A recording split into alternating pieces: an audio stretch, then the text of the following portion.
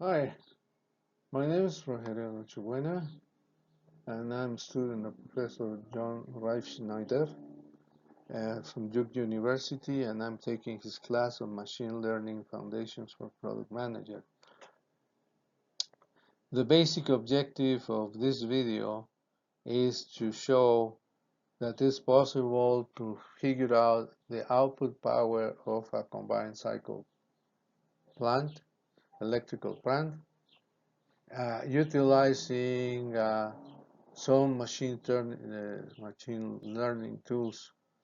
In my particular case, I will be focusing more on multiple regression, but there are other tools that are also possible to use.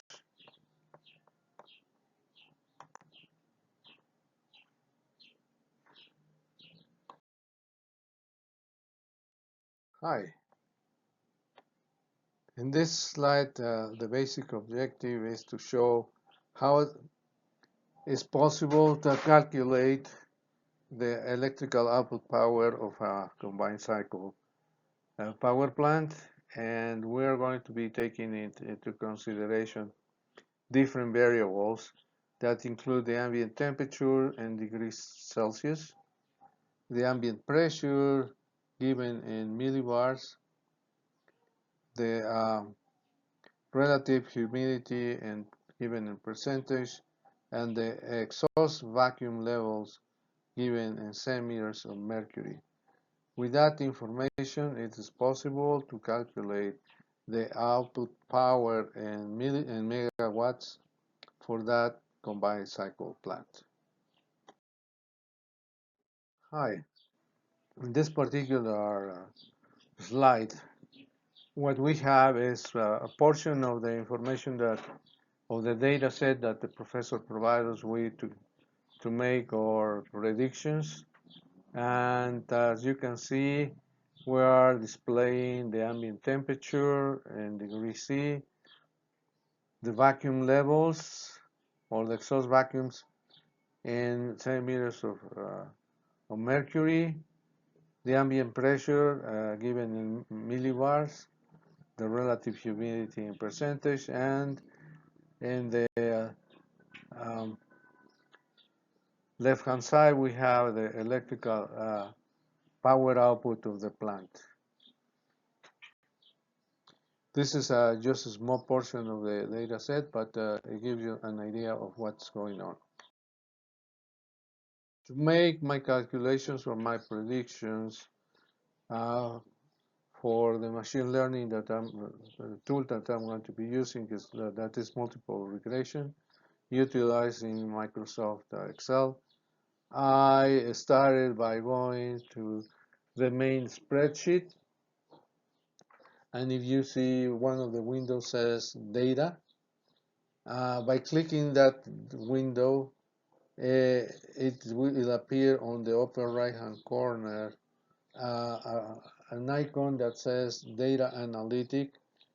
If we click that and we look for multiple regression, the following window is going to appear that provides us with the calculation we are after.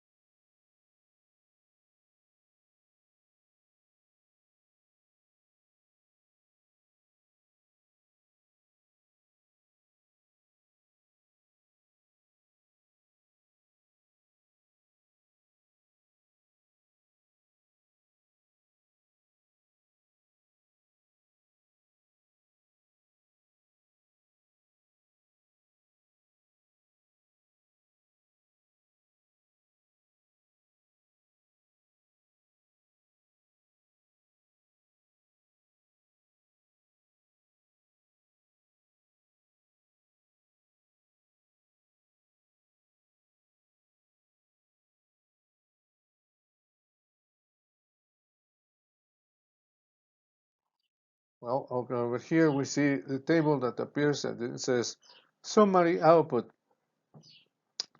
In the upper portion of the table we see a section that says regression statistics.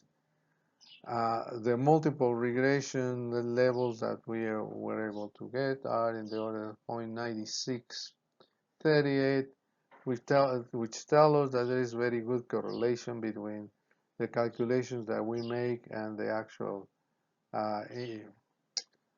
influence that the different variables have. For instance, well, the other things that are interesting to look at is the R square, which is a measure of how close we are from the in a straight line regression. It will be from the numbers that go on that slope. In this particular case, because they are multiple numbers, we're going to have R squared and just R squared. The standard error is in the order of 4.55, which means that we have a high degree of confidence that our calculations are going to be good.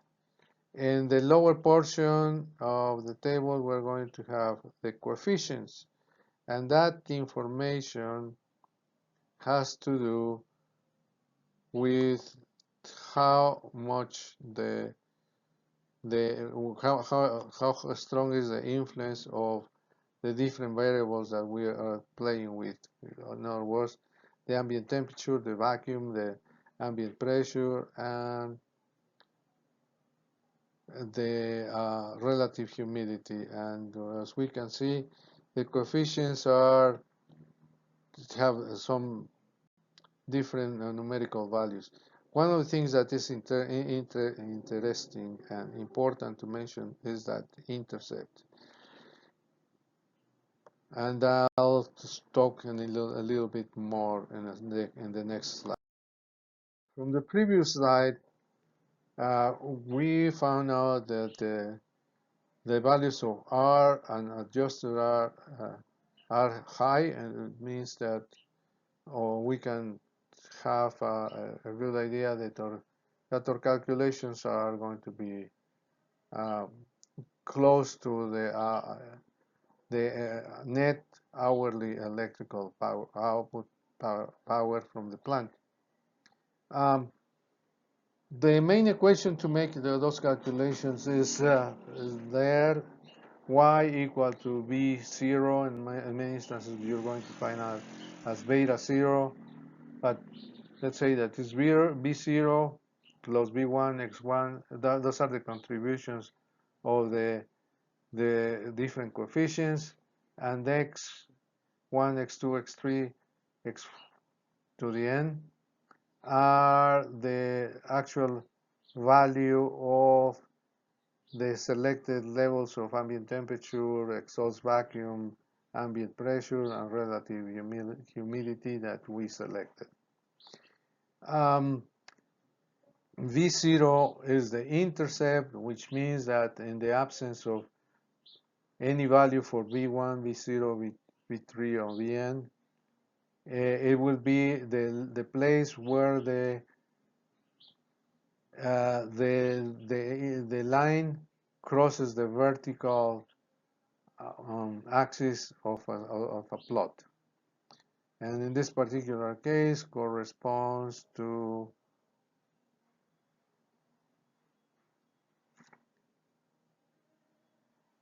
the values that we saw before. So if we were going to select different values, like in this particular case, I chose, well, I mean, for the previous example, if we were going to take the ambient temperature of 20.86 degrees C, the vacuum level of 37.5 centimeters of mercury, the ambient pressure of 1014.02 millibars, and the relative humidity of 92.14, then we could figure out that the output from the power plant is 467.53 megawatts, but we can play with different numbers and we're going to get different levels as they are displayed on that slide.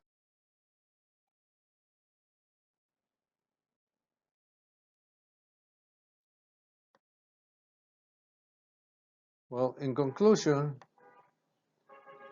we can say that it's possible to predict with a good level of accuracy the electrical output power from that combined cycle plant using multiple regression as well as other machine learning tools.